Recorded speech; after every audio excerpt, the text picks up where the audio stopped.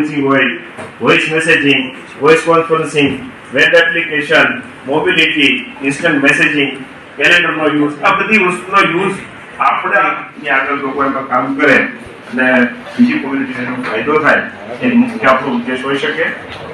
Telegram આવતો ત્યારે અને એવા કોઈ કારણોસર ટેલિગ્રામ મોકલવામાં આવતા આ વસ્તુનો સમાવેશ હોય એટલે તમારા સુધી એ બધી વસ્તુ ગ્રાસ થઈ જાય, તમને બીજાને તમે કહી શકો, સાંભળી શકો અને વાત કરવો પડતો હતો. એની જગ્યાએ ડિજિટલ કોમ્યુનિકેશન આવતા એક સામાન્ય વ્યક્તિ અને સંસ્થાઓ આ બંનેનું જોડાણ બહુ સરસ. ડિજિટલ કોમ્યુનિકેશનના મુખ્ય જે એસ્પેક્ટ છે જે આપણે રોજ આપણી જિંદગીમાં વાપરતા એનો યુઝ થાય અને એ યુઝ થવો જરૂરી પણ છે. હવે ફિઝિકલમાંથી છોડીને આપણે આ માધ્યમને સ્વીકારવું. એનું વાયર એટલે જ્યારે આપણી પાસે કોપર, મેટલ અથવા તો એલ્યુમિનિયમ સિવાય કોઈ સોર્સ નહોતો.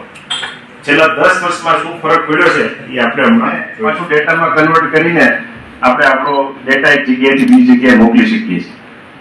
એટલે તમને સર્વસામાન્ય કહું કે આખા અમરેલીની ઇન્ટરનેટની જરૂરિયાત આ એક સિંગલ ફાઈબર માંથી પૂરી થઈ. નીચે માર્કેટમાં અવેલેબલ પણ 24 પેરા 48 પેરા આ ફાઈબર 10 રૂપિયાથી 12 રૂપિયાની કિંમતમાં તમારો જે ડેટા છે અમારા કીબોર્ડની અંદર એક સ્વિચ દબાવો એટલે એની આસ્કી વેલ્યુ હોય, મેઝરમેન્ટ માઇક્રોનમાં આવે, એમએમ કરતા પણ ઓછું. એની અંદરથી 10G સુધીની લિંક પાસ થઈ છે.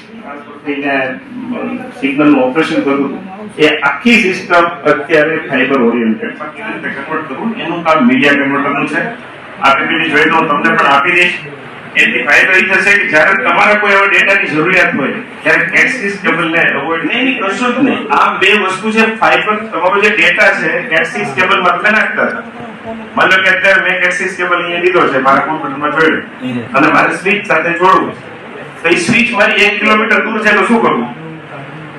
તો હું અહીં મારો મીડિયા કન્વર્ટર મૂકું છું. હા એ હા આઈડિયા અને એમાંથી જનરેટ થયો. ના ફાઈબર જનરેટ એમાંથી જ થયો પણ એનું પ્રોડક્શન પહેલા આપણે ચાઇનાથી ઇમ્પોર્ટ થતો હતો. છેલ્લા 4 વર્ષની અંદર ઇન્ડિયાની અંદર ફાઈબર ઓપ્ટિકલના લોટ્સ ઓફ કારખાના થઈ ગયા.